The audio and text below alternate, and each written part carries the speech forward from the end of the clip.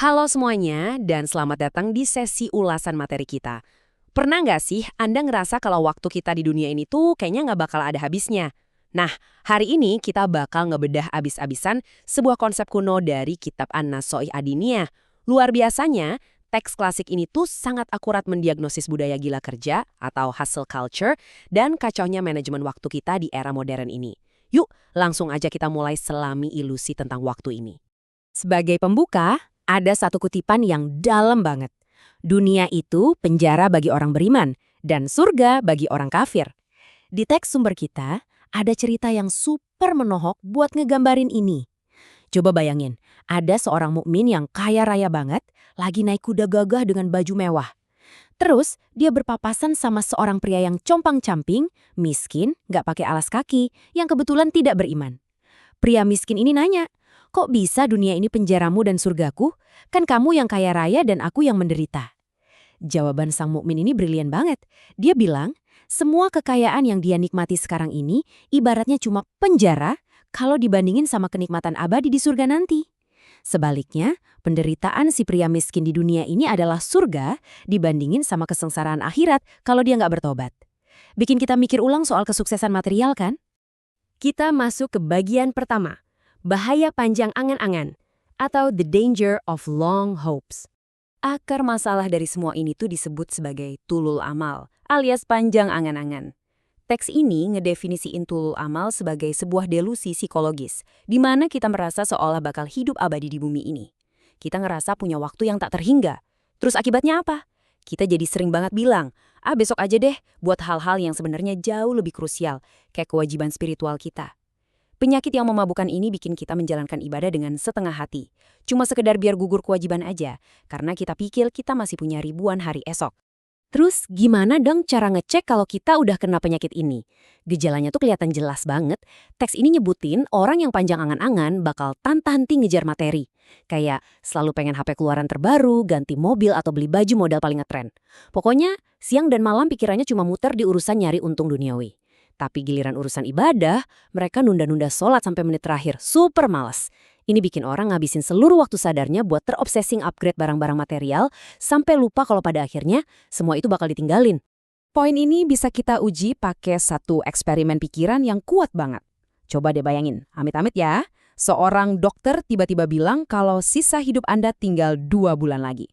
Pertanyaannya, apa Anda masih bakal terobsesi buat beli smartphone seri terbaru? Atau masih nekat ngambil proyek bisnis baru yang nyita waktu dan pikiran? Pasti nggak kan? Anda tiba-tiba nggak bakal peduli lagi sama HP atau mobil baru. Hasrat buat ngejar benda-benda itu langsung lenyap, begitu sadar kalau kematian udah di depan mata. Lanjut ke bagian kedua, gejala penyakit mabuk dunia atau symptoms of worldly intoxication. Nah, teks ini benar-benar naruh cermin gede banget tepat di depan muka kita. Coba perhatiin, kontras rutinitas kita sehari-hari. Kita rela loh nembus macet berjam-jam ke Puncak atau Bandung cuma buat nongkrong atau nyari makan. HP di silent biar ngobrolnya nggak keganggu saking niatnya. Tapi giliran melangkah ke masjid sebelah rumah buat urusan akhirat, wah tiba-tiba keluar 1000 alasan. Aduh capek banget habis kerja. Atau wah lagi hujan rintik-rintik nih, malas ah. Kemunafikan soal prioritas kita ini beneran jadi tamparan keras dari observasi sang ulama. Analogi berikutnya ini pasti banyak banget yang relate. Coba bayangin ada pertandingan bola jam 2 pagi. Kita rela loh pasang alarm, melek dengan mata terbelalak demi nontonin, ya seperti kata teksnya, 22 orang lari-lari ngeberbutin satu bola. Kita mengorbankan waktu tidur buat sebuah permainan yang sama sekali nggak punya nilai abadi. Terus ironisnya apa? Habis nonton, kita malah kebablasan tidur, ngelewatin sholat tahajud, bahkan secara tragis, bablas nggak sholat subuh sama sekali. Belum selesai nih, sumber kita ngasih satu lagi perbandingan yang gak kalah menohok.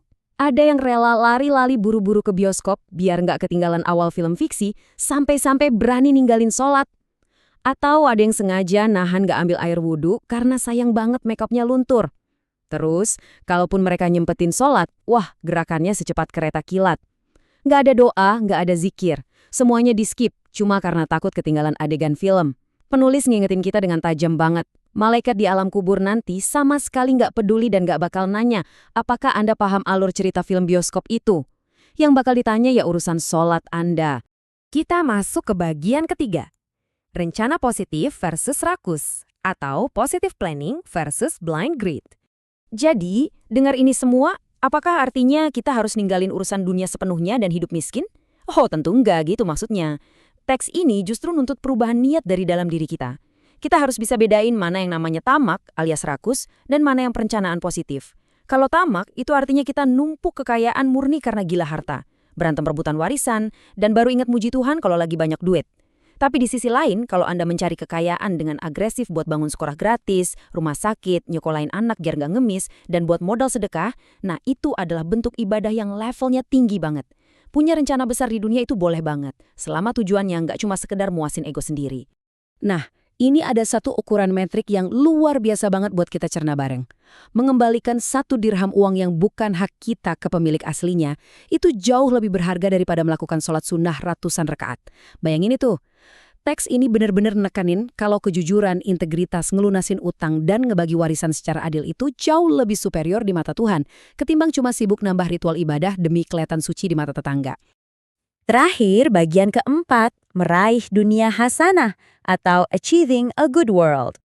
Jadi, ultimate goal kita tuh apa sih? Jawabannya adalah mencapai keadaan sukses yang benar-benar seimbang. Teks ini tuh sama sekali nggak anti sama kesuksesan. Ada istilah yang namanya dunia hasanah. Intinya, kesuksesan atau kekayaan yang Anda miliki itu harus jadi kendaraan yang nganterin dan ngingetin Anda ke akhirat yang baik, bukan malah bikin nyasar. Soalnya, kalau harta yang berlimpah malah bikin kita lupa sama Tuhan, sumber teks ini ngasih peringatan keras. Itu namanya bukan kenikmatan, melainkan siksaan yang tertunda. Oke, terus gimana cara praktisnya di kehidupan sehari-hari? Ada 3 langkah konkret dari materi kita. Pertama, selesain konflik duniawi dengan damai. Kalau difitnah atau diomongin orang, ya udah biarin aja. Nggak usah buang energi berdebat buat hal yang ujung-ujungnya bakal kita tinggalin. Kedua, stop nunda-nunda urusan ibadah. Prioritasin sholat kayak Anda memprioritaskan tiket nonton bioskop. Ketiga, take action yang tulus, jangan cuma halu. Logikanya gini, Anda nggak mungkin bisa jadi konglomerat kalau kerjanya tiap hari cuma rebahan sambil bertopang dagu kan? Sama aja, Anda juga nggak bakal bisa masuk surga kalau cuma berhayal doang, tanpa usaha nyata.